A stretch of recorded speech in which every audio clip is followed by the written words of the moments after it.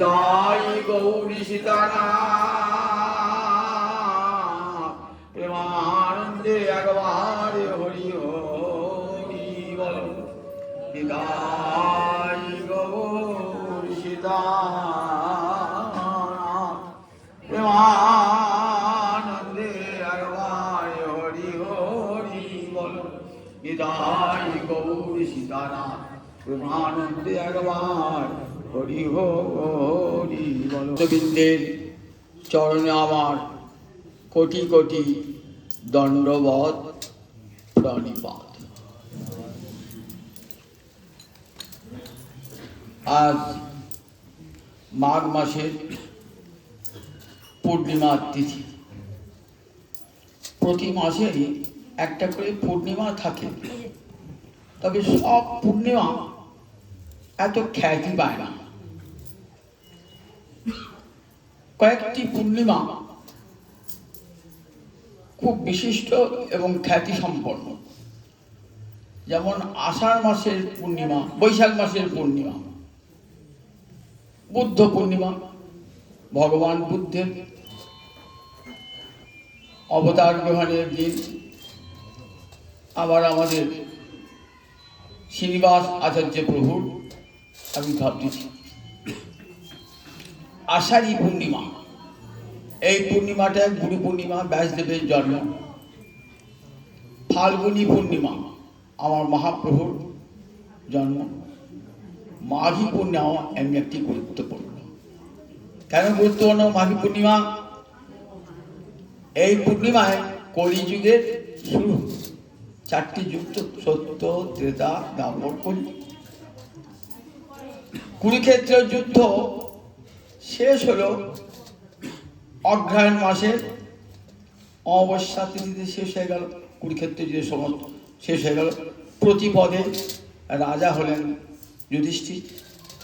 অমাবস্যার পর প্রতিপদ, প্রতিপদে রাজপদে অভিষিক্ত হলেন মহারাজ যুধিষ্ঠির। দাপর যুগে তখন শেষ।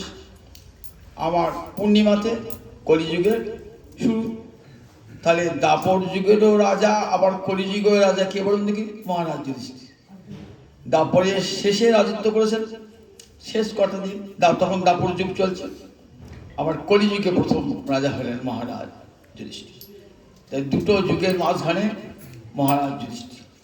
আবার এই দিনটি কলিযুগের শুরু হয়েছিল মাঘী পূর্ণিমা। সেই জন্য মাঘী পূর্ণিমা বহু জায়গায় উৎসব হয়ে থাকে। এই মাঘী পূর্ণিমায় জন্মেছিলেন কে? মাঘী পূর্ণিমায় জন্মিলেন ঠাকুর নরোত্তম। ঠাকুর নরোত্তম বললে আপনার কে ঠাকুর নরোত্তম?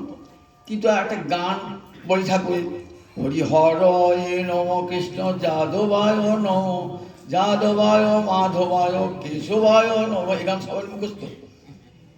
এই গানটা কার? হরিনাম শেষকালে হরিনাম সংকীর্তন করেন নরোত্তম দাস। নরোত্তম ঠাকুরের গান। তাই নরোত্তম ঠাকুর যে কত জনপ্রিয় দেখুন, তার গানটা ঘরে ঘরে ঘরে ঘরে হয়। আবার নিতাই পদ কমল কোটিচন্দ্র সুশীতল, কার গান? নরোত্তম ঠাকুরের গান। তাহলে দেখা যায় নরোত্তম ঠাকুর এত জনপ্রিয় হয়েছিলেন যে তার গানগুলো বাঙালি এখনো ঘরে ঘরে হয়ে থাকে। নরোত্তম ঠাকুর, এই নরোত্তম ঠাকুরের জন্ম আজকে দিনে মাঘী পূর্ণিমা জন্ম। এই নরোত্তম কে ছিলেন দেখুন। আমার মহাপ্রভু করুণার ঠাকুর কি জন্য এলেন? অনর্পিত চরিং চিরাত করুণয়া অবতীর্ণ কর, সমর্পয়তুম উন্নত উজ্জ্বল রসাং স্বভক্তি শ্রিয়ং, হরি পুরট সুন্দর দ্যুতি কদম্ব সন্দীপিত, সদা হৃদয় কন্দরে স্ফুরতু ব শচীনন্দন। ব মানে তোমাদের। সংস্কৃতে যুষ্মৎ শব্দের ষষ্ঠীর বহু বচনের দুটো রূপ হয়, যুষ্মা কম অথবা ব। যুষ্মা কম মানে তোমাদের, আবার ব মানে তোমাদের। রূপ গোস্বামী পাদ জগৎকে আশীর্বাদ করছে দেখি বলি, তোমাদের হৃদয়ে, ব মানে তোমাদের হৃদয়ে, শচীনন্দন স্ফুরতু, শচীনন্দন তোমাদের সকলের হৃদয়ে স্ফূর্তি প্রাপ্ত, স্ফূর্তি প্রাপ্ত। তোমাদের বলতে কাদের বলেছে? সমস্ত জগৎ জীবকে আশীর্বাদ করছেন, তোমাদের সকল এর হৃদয়ে যেন গৌরাঙ্গ হরি শচীনন্দন যেন স্ফূর্তি প্রাপ্ত হয়। সেই গৌরাঙ্গ হরি অবতীর্ণ হয়েছিলেন কি জন্যে? করুণয়া অবতীর্ণ, পরম করুণা করে অবতীর্ণ হয়েছিলেন। অবতীর্ণ নাও হতে পারতেন। যখনই গোলক থেকে ভূলোকে আসছেন ভগবান, তখনই জানতে হবে করুণার বাণ ডাকবে। তাই করুণায়া অবতীর্ণ, করুণা করতে আসতে পারতেন।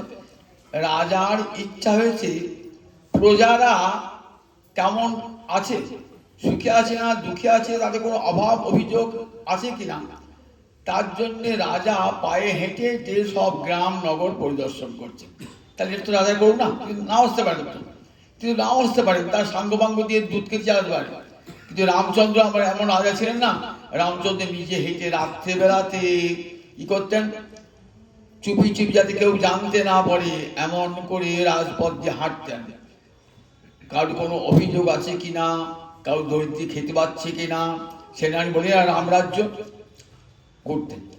এটা করুণা।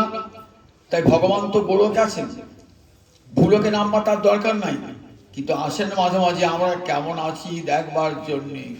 আমাদের দুঃখ আছে কিনা, কষ্ট আছে কিনা, কি করে দুঃখ কষ্ট লাঘব করা যায়, তার জন্য একবার নেমে আসেন গোলকাধিপতি, নেমে আসেন একবার ভুলোকে নেমে আসেন। এটা তার করুণা।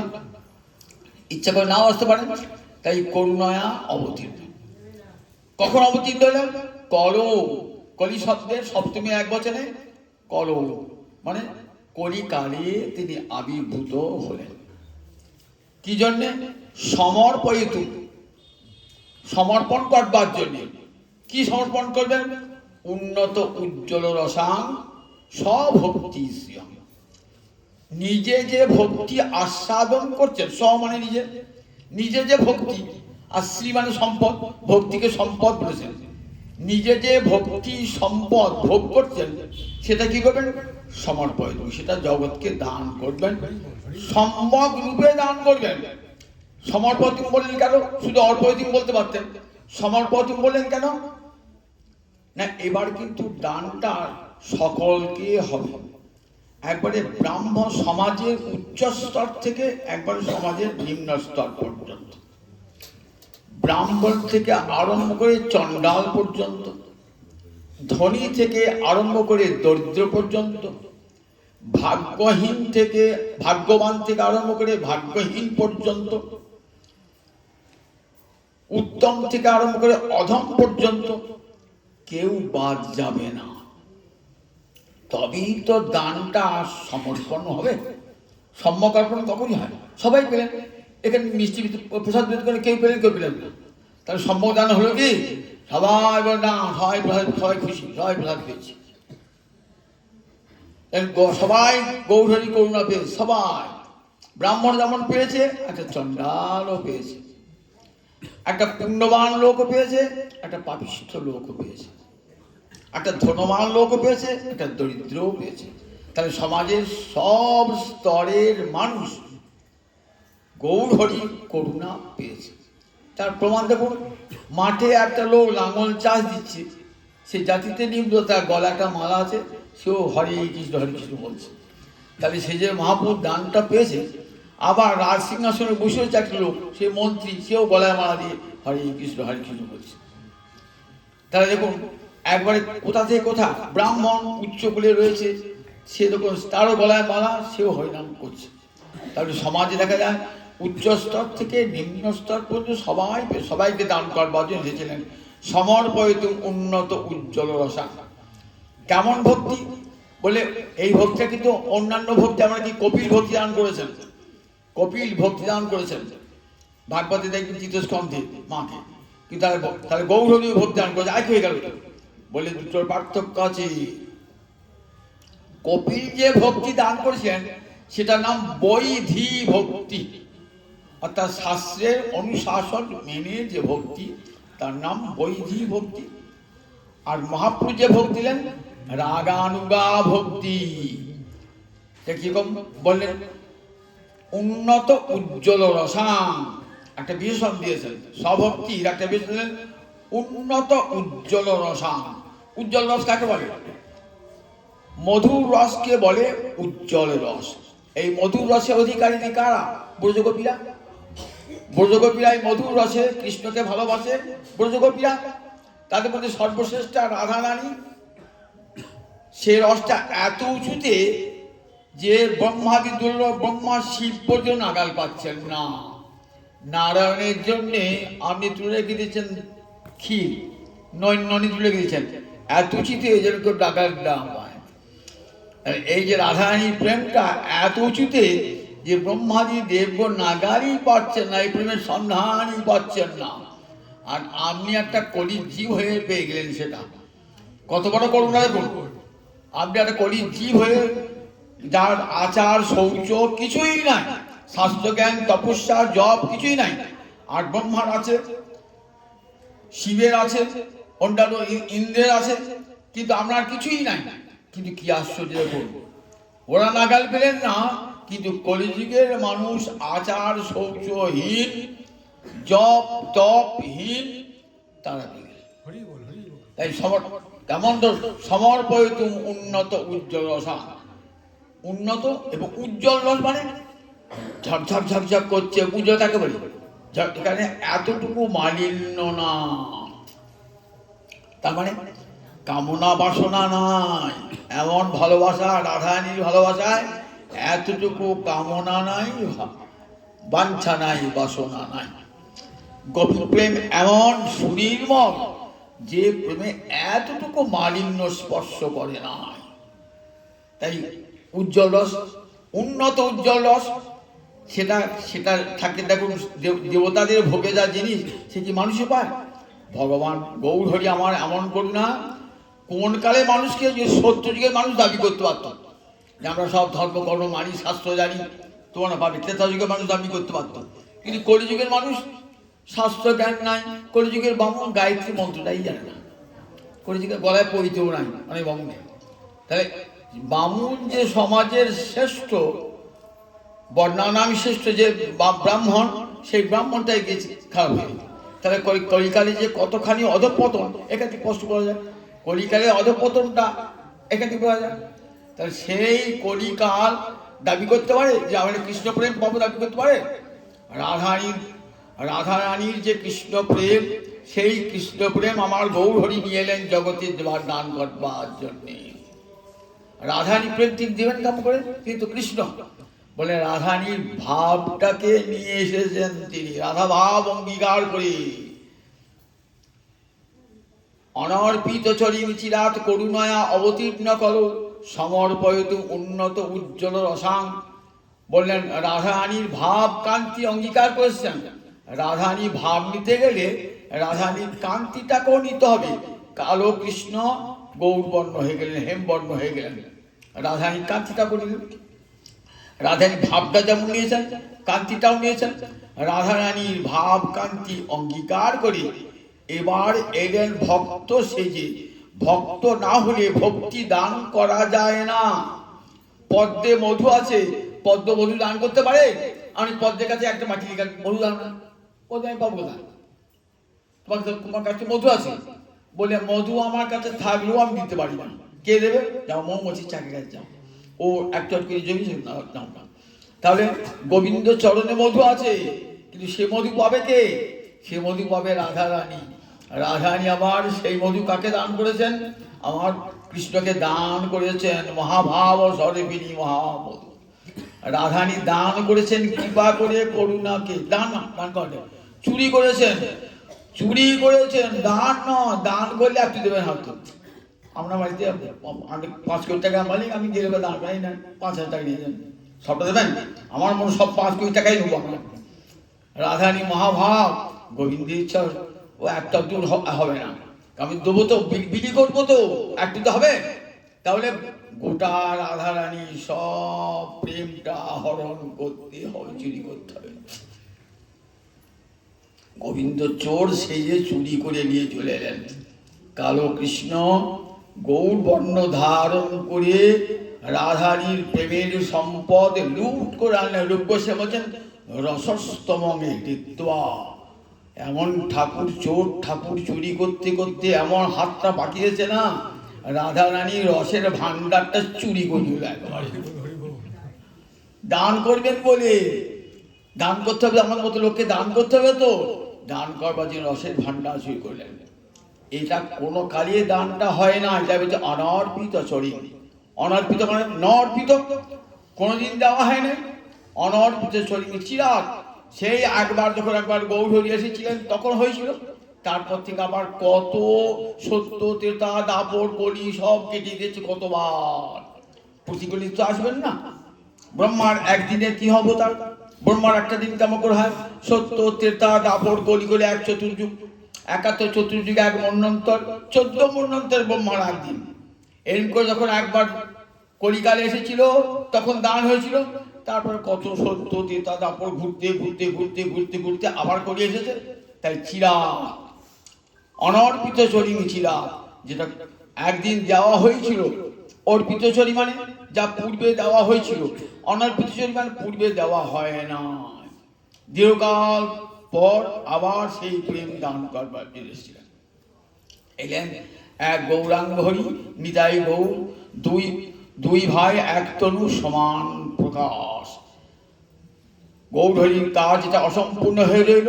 নিতাই চাঁদকে বললেন, যাও জগৎ জীবের দ্বারে দ্বারে নয়নে দেখিবে যারে, নাম প্রেমে দিও তারে, দেখো নিতাই কেহ যেন বঞ্চিত না হয়। আমি রইলাম মুনি ধর্ম গ্রহণ করি পুরী ধামে। তুমি যাও জগৎ জীবের দ্বারে দ্বারে গিয়ে প্রতিটি জনে জনে, প্রতিটি জনে জনে, প্রতিটি নড়ে নড়ে, প্রতিটি ঘরে ঘরে গিয়ে চণ্ডাল প্রতিটি জীবের ঘরে ঘরে যাইয়া হরিনাম মহামন্ত্র দিচ্ছেন বিলাইয়া। কিছুই বিচার না, কার বিচার করো না, জাতির বিচার করবে না, কার গুণের বিচার করবে না, কোনো বিচার করবে না। বললেন নয়নে দেখিবে জানি, যাকেই চোখে দেখবে তাকে কি দেবে? রাধা রানীর প্রেম দেবে আর হরিনাম দেবে। শুধু প্রেম দিলে হবে না, নাম না দিলে প্রেমটা ধরে রাখবে কে? নাম না দিলে প্রেমটা ধরে রাখবে কে? তাই কি দিলেন দেখুন, প্রেমের সুতো দিয়ে গেঁথে নাম ফুলের মালা ঝুলিয়ে দিলেন জীবের কণ্ঠে। নাম প্রেমের মালা গাঁথি পড়াইল সংসারে। গৌরহরি অপ্রকট হলেন, নিতাই চাঁদ অপ্রকট হলেন, অদ্বৈত প্রভু অপ্রকট হলেন, সব তো ফাঁকা। এইবার মানুষ করবে কি? বলেন ভয় নাই, আবার আসবো আমরা। কে এলেন? আবার গৌরাঙ্গ হরির আবেশ অবতার এলেন শ্রীনিবাস আচার্য প্রভু। জাজিগ্রামে শ্রীনিবাস আচার্য প্রভু, যাকে মহাপ্রভুর দ্বিতীয় কলেবর বলা হয়। আবার নিতাই আসেন নাই, নিতাই এলেন। নিত্যানন্দ ছিলা যে নরোত্তম হইলা, সেই নিত্যানন্দ প্রভু আবার নরোত্তম হয়ে এলেন। আর শ্যামানন্দ অদ্বৈত প্রভু হয়ে এলেন।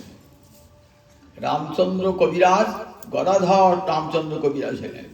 রসিকানন্দ হলেন শিবাস প্রভু। আবার এই 5 জন নিয়ে গেলেন।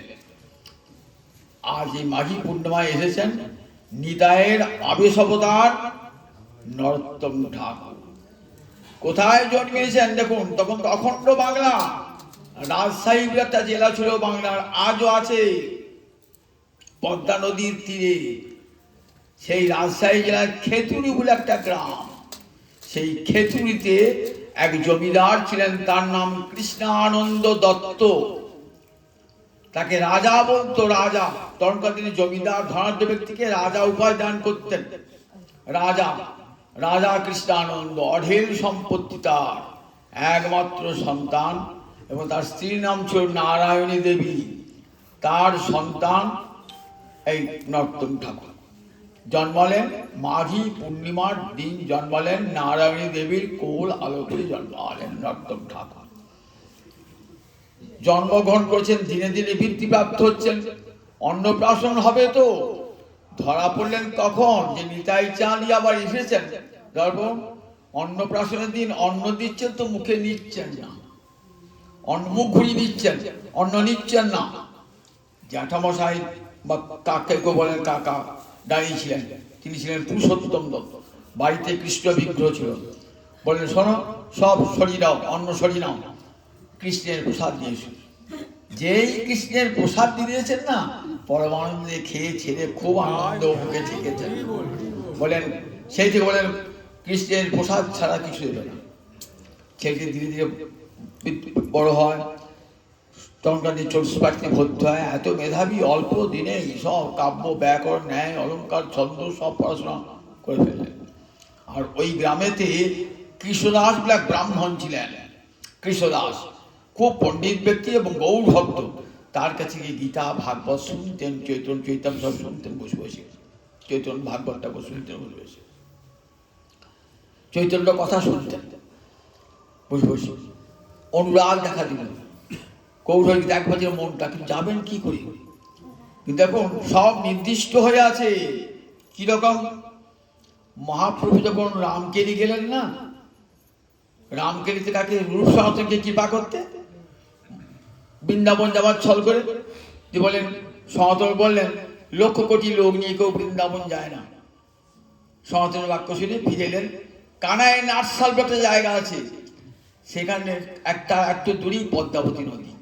ওই পদ্মাবতীকে নৃত্য করতে করতে পদ্মাবতীর দিকে লক্ষ্য করে নরোত্তম নরোত্তম বলছে। সবাই ভাবছে নরোত্তমকে, তখন তো নরোত্তম আবির্ভাবই হয় না, নরোত্তম জন্মই হয় না, নরোত্তম নরোত্তম বলছে। সবাই বুঝলেন যে নরোত্তম নামে কেউ আসবে। পরে হৃদয় আর গৌরহরি একদিন পদ্মাবতীর জল, যখন কুতুবপুর একটা জায়গায় গেছে, পদ্মাবতীর জলে স্নান করতে আরম্ভ করলেন। স্নান করে পদ্মাবতীকে, নিতাই চাঁদকে বলছি, নিতাই চাঁদ, আমি যখন নীলাচলে গেলাম তখন তুমি কত কেঁদেছিলে। তোমার সেই ক্রন্দনের প্রেম আমি সব ধরে রেখে দিয়েছি।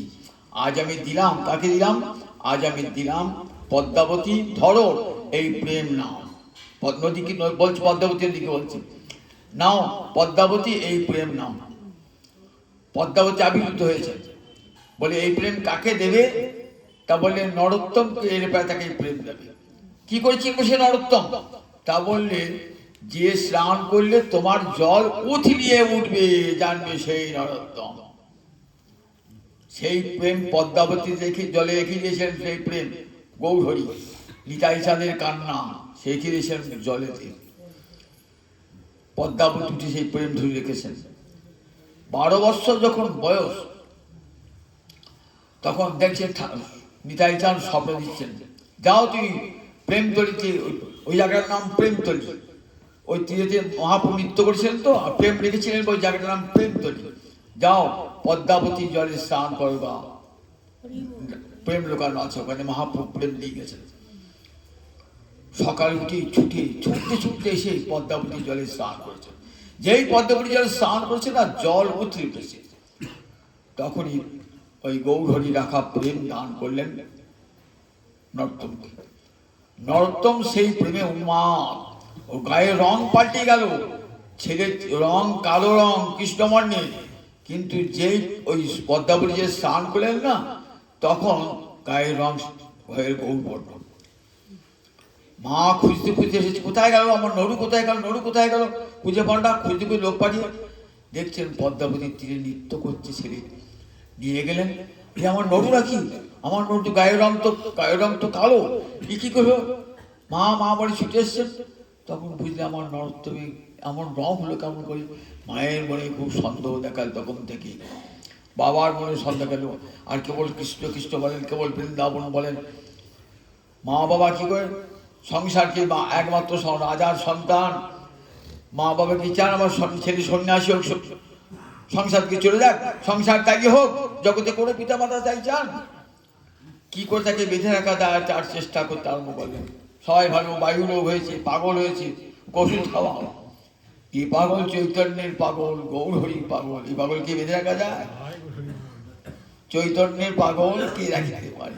নর্তমে আমাদের রঘুনাথ দাস গোস্বামীর মা বলেছিলেন না, পিতা বলেছিলেন, স্ত্রীকে বলছে, তুমি বলছো ছেলেকে বেঁধে রাখবো, চৈতন্যের পাগল কে রাখিতে পারে? চৈতন্যের পাগল কে ধরে রাখতে পারে? এইরকম পাগল হয়েছেন নরোত্তম। কতক্ষণে বৃন্দাবনে যাব। চারিদিকে বিবাহের চেষ্টা করলেন, বিবাহ সংসারে মন নাই, বিবাহ করবেন কি? ওই সময় একটা মুসলমান জায়গিরদার ছিল। জায়গিরদার মানে ওরা তখনকার দিয়ে যারা বাদশাদের কাছ থেকে 5,000 বিঘে জমি নিয়ে নিল। এইবার সব ভাগ দিয়ে কাউকে 500 বিঘে, কাউকে 200 বিঘে, সে তো একা কাজ করতে পারবে না। যার নিত এক তাকে জায়গিরদার বলতো। সেই জায়গিরদারের অধীনে ছিল এই খেতুল্লাহ রাজা কৃষ্ণ। তা জায়গিরদার মানে জমিদারদের উপরে জায়গিরদার দেখতে চেয়েছে, তোমার একটি ছেলে হয়েছে, সুন্দর ছেলে হয়েছে, সেই ছেলেটিকে আগে দেখতে ইচ্ছা করে পাঠাও। বলে বাবা যা জায়গিরদার, আমি তার অধীনে কাজ করি তো। ছেলে ভাবলে ভালো সুযোগ হলো, তবে ছেলেকে তো একা যেতে দেবে না।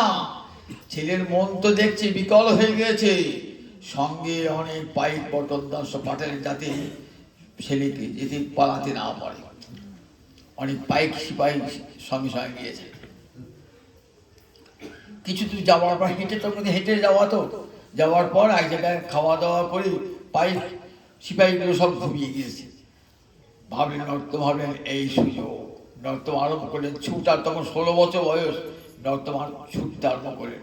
ছুটতে ছুটতে কোথায় বৃন্দাবন যান, ছুটিয়ে চলেছেন। চলতে চলতে আর চলতে পারছেন না, এক জায়গায় শুয়ে পড়েছেন। এমন সময় গৌরহরি এসেছেন। গৌরহরি এসে 1 ভাঁড় দুধ নিয়ে ব্রাহ্মণের বেশ ধরে গৌরহরি এসেছেন। তখন গৌরহরি তো অপ্রকট নাই তো, ব্রাহ্মণের বেশ ধরে এসেছেন। দুধ তো খেলেন না, পড়ে আছেন সেইখানে। কিছুক্ষণ পর রূপ সনাতন এসেছেন ব্রাহ্মণের বেশ ধরে, এসে বলছেন খাও নরোত্তম, মহাপ্রভু দেওয়ার খাও, তুমি আমার শক্তি পাবে, চলতে পারবে। দেখছি কেউ নাই, দুধের ভাঁড়টা আছে, সেই দুধটা খেয়ে আর শক্তি পেলেন। শক্তি তার কোথায় এলেন? একবারে মথুরার বিশ্রাম ঘাট। মথুরা একটা ঘাটের নাম বিশ্রাম ঘাট। কেন নাম হয়েছে বলুন দেখি? কংস ধ্বংস করে, কৃষ্ণ কংসকে বিনাশ করে ওই ঘাটে এসে বিশ্রাম করেছেন বলে ঘাটটার নাম বিশ্রাম ঘাট বা বিশ্রান্তি ঘাট। ওইখানে এসে উঠলেন। এদিকে শ্রীজীব গোস্বামী পাদ খবর পেয়েছেন, সব দেখুন অন্তর, কারণ মাথা দেখো অন্তর সব জানা। কে যেন আসছে গৌড় দেশ থেকে, লোক পাঠালেন। কাকে পাঠালেন? ওই গোবর্ধনের গুহায় থাকতো রাঘব পণ্ডিত বলে এক লোক, তার নাম রাঘব গোসাই। এই রাঘব পণ্ডিত নয় কিন্তু, পানিহাটি রাঘব পণ্ডিত নয় কিন্তু, রাঘব গোসাই। ইনি আবার 1 চক্রে এসেছিলেন, 1 চক্রের দায়িত্বভার গ্রহণ করেছিলেন। সেই রাঘব গোসাইকে ভারতের সমস্ত ব্রজমণ্ডল পরিক্রমা করা, সমস্ত ব্রজমণ্ডল পরিক্রমা করতে করতে দেখছি এক জায়গায় ঝুপড়ি বেঁধে লোকনাথ গোস্বামী রয়েছেন। কে বলুন দিকে? লোকনাথ গোস্বামী মহাপ্রভুর সম্পর্কে মামাতো ভাই হন। লোকনাথ গোস্বামী, লোকনাথ আর ভূগর্ভ এরা মহাপ্রভুর পূর্বেও চলে গেছেন বৃন্দাবন। মহাপ্রভু আগে, মহাপ্রভু আমার রূপ সনাতনের পূর্বেই চলে গেছেন। তখন মহাপ্রভু সন্ন্যাস গ্রহণ করেন নাই। ভূগর্ভ গোসাই আর লোকনাথ গোস্বামী। এই লোকনাথ এই ব্রহ্মচারী নয় কিন্তু, অনেকেই ভুল করেন এটা। লোকনাথ ব্রহ্মচারী 150 বছর, ওটা 500 বছরের। লোকনাথ গোস্বামী প্রভু বৈষ্ণব। এই লোকনাথ শৈব লোকনাথ নয়। সেখানে আছে লোকনাথ একটা চুল বেঁধে, যেখানে রাজা হয়েছিল রোমরাও গ্রাম, সেখানে একটা রাধা বিনোদ বিগ্রহ পেয়েছেন। ঝুপড়ির মধ্যে থাকেন আর গলা হরিনামের মালার মধ্যে রাধা বিনোদকে রাখেন আর ঘুরে ঘুরে বেড়ান। কোথায় কোথায় আমার প্রভু লীলাস্থলী সব খুঁজে বার করছেন। নর্তক খুঁজতে খুঁজতে যে গুরু দেখুন কেমন পাওয়া যায়, নির্দিষ্ট গুরু হয়ে আছে তো। গুরু সব বাঁধা, কার কোথায় গুরু একবারে নির্দিষ্ট আছে। লক্ষ্য করলেন ভজনশীল একদিন লোক ঝুপড়ি থেকে বার হন না, বার হয়েছে, নর্তক নজর পড়ে গেল। কাছেই থাকেন, দেখছেন এমন ভজনশীল, 1বার বার হন, খুব কম দেখাই যায় না। তখন ভাবলেন এই তো আমার গুরু, দীক্ষা নিতে হবে। কিন্তু শুনলেন লোকনাথের প্রতিজ্ঞা। কি প্রতিজ্ঞা? যে আমি কাউকে দীক্ষা দান করব না, এটাই লোকনাথের প্রতিজ্ঞা। শ্রীজি বললে তুমি তো দীক্ষা নেবো ঠিক করেছো, কিন্তু লোকনাথ তো প্রতিজ্ঞা কাউকে দীক্ষা দান করবে না, আর আমি লোকনাথ ছাড়া কারো কাছে দীক্ষা গ্রহণ করব না। কি করে সেবা করে গুরু অনুমতি নিতে হবে? গুরু হৃদয়কে গলানো যায় কেমন করে? খুব ব্রাহ্ম মুহূর্তে উঠে শৌচে যেতেন একটি জায়গায়, দেখে রাখলেন কোন জায়গাটি। একদিন সেই জায়গাটি কি করতেন, নিজে ঝাঁটা দিয়ে পরিষ্কার করে এক ভাঁড় জল একটু মাটি রেখে দিতেন। ভাবছেন এখানে তো মেথর আসে না, তাহলে কে পরিষ্কার নিষ্কারটা কে করে? একদিন একটু সকাল একটু বেশি আগে উঠেছেন, উঠে দাঁড়িয়ে দেখছেন ঝাঁটাটা বুকিয়ে নিয়ে কাঁদছে নরোত্তম। গুরুদেব তোমার কৃপা পাবো না, তোমার কৃপা পাবো না, লোকনাথ লোকের জীবন পাবো না, কৃপা পাবো না, আমি তোমার কৃপা না পেলে আমি অদীক্ষিত হয়েই থাকবো, দীক্ষা নেবো না কারোর কাছে। কাঁদছেন নয়ন জলে। কে তুমি?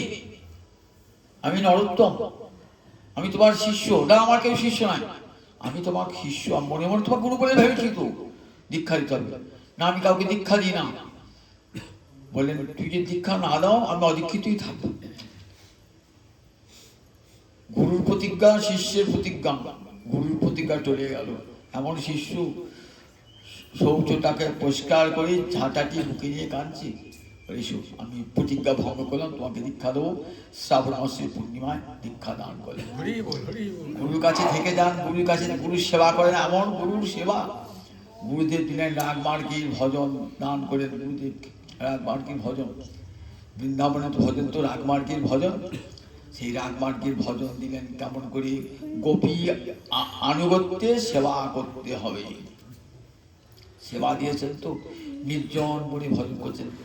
একদিন রাধারীর দেখা, ভজন করতে করতে সিদ্ধ দিয়ে ভজন করছেন তো রাধারী দেখা, রাধারী বলছেন দেখ এই কুঞ্জেতে আমার প্রাণনাথ আসেন, দুপুর বেলাতে তাকে দুধ ফুটিয়ে খাওয়ায় আমার সখী চম্পকলতা, আজ থেকে এই কাজটা তোর থাকলো, তোর নাম হলো চম্পক মঞ্জুরি। নাম হলো চম্পক। কার নাম? নরসিংহ ঠাকুরের নাম চম্পক মঞ্জুরি। তুই প্রতিদিন কি দুপুর বেলাতে এখানে দুধ ফুটিয়ে আমার প্রাণনাথকে খাওয়াবি।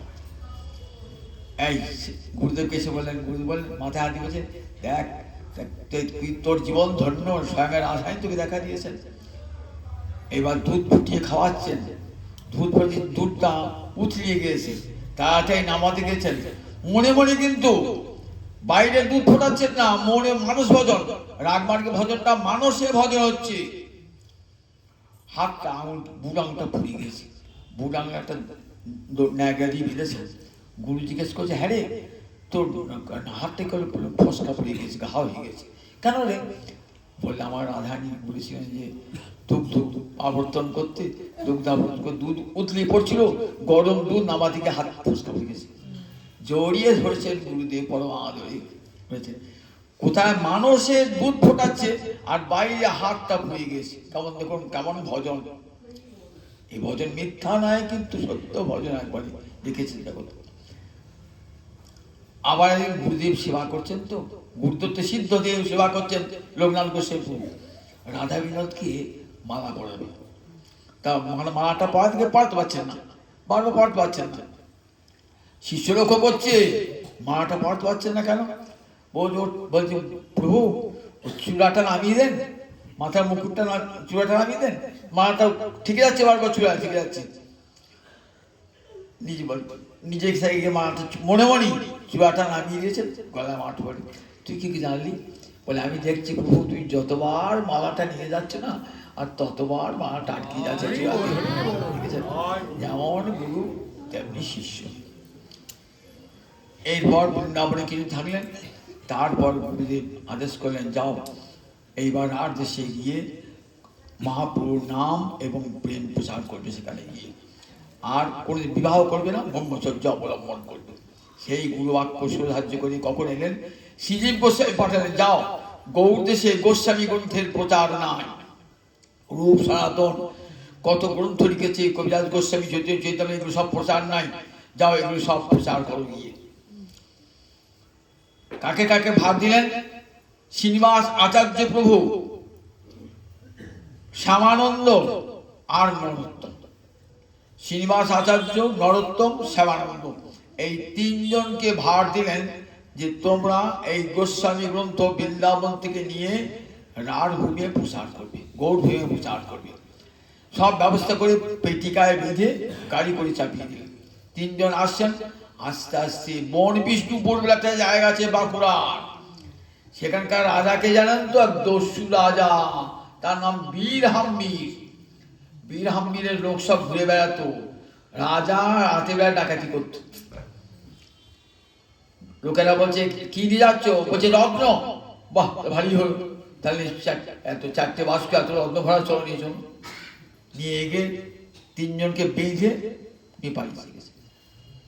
শ্রীনিবাস আচার্য বললেন, সকালে উঠে শ্রীনিবাস বললেন নর্তক, বলে নর্তম তুমি চলে যাও, শ্যামানন্দ তুমি চলে যাও, শ্যামানন্দ কোথাকার উড়িষ্যার, তুমি চলে যাও, আমি যতক্ষণ গ্রন্থ উদ্ধার না হবে ততক্ষণ আমি যাব না। সন্ধান করছে, ঘুরতে ঘুরতে, আহা মহাপ্রভু আদেশ পালন করতে পারলাম না, শ্রীজীব গোস্বামী আদেশ পালন করতে পারলাম না, মহাপ্রভু প্রেম ধর্ম প্রচার হলো না পৃথিবীতে। মনে মনে ভাবতে ভাবতে আসছে। কৃষ্ণপল্লব বলে এক রাজ পণ্ডিত, তিনি বললেন রাজবাড়িতে রোজ পাঠ হয়, যাবে? পরিচয় হলো। বলে হ্যাঁ। দেখছেন রাজা বসে আছেন, বীরহাম্বীর একটা উচ্চ সিংহাসনে বসে আছেন। বহু লোক, রাজবাড়ি মন্দিরে পাঠ হচ্ছে। পাঠ হচ্ছেন ভ্রমর গীতা। এই যেখানে যে ভ্রমর গীতা শোনাচ্ছে আমাদের, সেই ভ্রমর গীতা পাঠ হচ্ছে। কিন্তু ভ্রমর গীতা পাঠ হচ্ছে বটে, কিন্তু তার ব্যাখ্যা, জ্ঞানমার্গের ব্যাখ্যা শুনে কেউ তৃপ্তি পাচ্ছেন না। তখন হাত জোর করে বললেন, রাজামশাই যদি আমাকে অনুমোদন দান করেন তাহলে আমি একটু ভ্রমর গীতা পাঠ করি। বেশ, তুমি করো। সুহেলা যেমন সুহেলা কণ্ঠ, তেমনি পাণ্ডিত্য, তেমনি ব্যাখ্যা করে রাধারানী বিরহ দশা করে বর্ণনা করছেন না, একেবারে বীরহাম্বীর যে ডাকা পাষাণ হৃদয়, টস টস টস টস করে চোখ দিয়ে জল পড়ছে। আর উচ্চ শিক্ষার অবস্থা থাকতে হবে না। নেমে এলেন, নিচে নেমে এসে একবারে শ্রীনিবাস আচার্যপুর চরণে পড়লেন। চরণে পড়ে বলে চিরকালের জন্য বিকৃত হয়ে রইলাম। দীক্ষা দান করলেন, সব গ্রন্থ উদ্ধার হলো। গ্রন্থ উদ্ধার করে ফিরে এলেন। নর্তম চলে এসেছেন, তখন খেতুরিতে সংবাদ পেলেন গ্রন্থ উদ্ধার হয়েছে, খুব আনন্দ হলো। এরপর নরোত্তম করতেন কি, ওই প্রেমতলিতে কাছে ভজন টুলি বাজে ভজন করতেন।